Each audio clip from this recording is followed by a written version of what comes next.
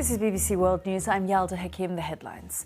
As scientists work out how much of a threat the Omicron variant poses, governments around the world step up COVID precautions, and in Europe and the UK, vaccination efforts are increasing. The World Health Organization is to work on a pact to prevent and control future pandemics. Negotiations will include whether vaccine sharing and patent waivers should be automatic. As the US Supreme Court prepares to hear a crucial case on abortion, former US Vice President Mike Pence has said there's a chance the country's landmark Roe v. Wade ruling could be consigned to what he called the ash heap of history.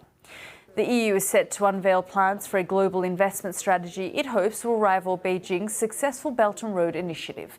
The EU's Global Gateway programme will help finance infrastructure projects. And there are your latest headlines here on BBC World News.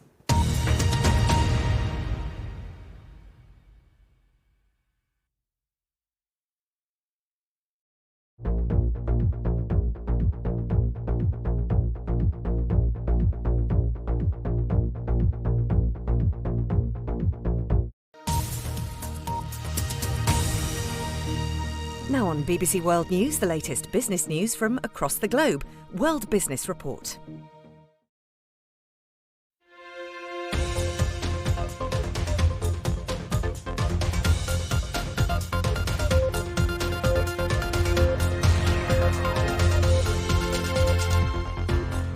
Rising prices and growing inequality. A major economic body warns that the global recovery shouldn't be taken for granted. Another vaccine blow. A US court knocks down President Biden's efforts to get American healthcare workers immunized from COVID-19.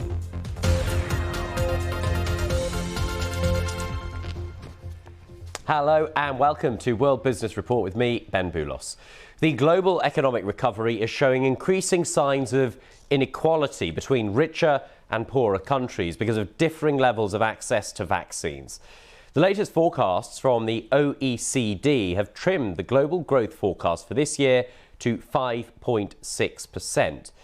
The Global Economic Organization, which represents dozens of countries, also warns that price rises are a major threat to repairing the damage done by the pandemic. Everything from energy to cars and food are all showing big signs of cost increases.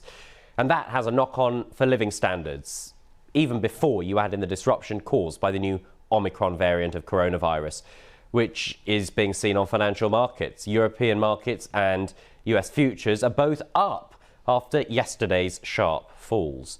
Let's speak to Laurence Boone, who is Chief Economist of the Organisation for Economic Cooperation and Development and joins us now from Paris. When we look at this report, and from your perspective, what are your biggest concerns for the global economic recovery, and how does Omicron affect that?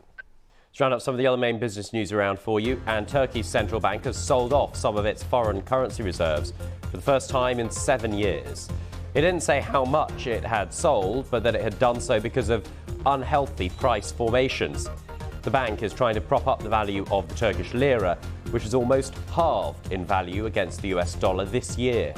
President Erdogan has reiterated his commitment to cutting what he called evil interest rates. Speaking in Parliament, he insisted that his unorthodox plan could tackle high inflation and boost the economy. The International Energy Agency says the amount of electricity generated from renewable sources is growing faster than ever before, but it warned there still needs to be a further increase if the world is to meet climate change targets by 2050. The agency says just under 30% of global electricity now comes from solar, wind and other renewables. The growth has been driven by China, India, the United States and Europe, despite the unreliability of renewable energy. Japan has told airlines to stop taking new reservations for incoming flights over fears of the Omicron variant. The new regulation will apply for a month. Spain and Portugal have also introduced new travel rules.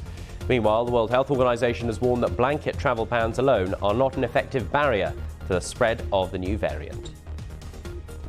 You can reach me and the team here on social media. I'm on there at Ben Boulos. See you soon.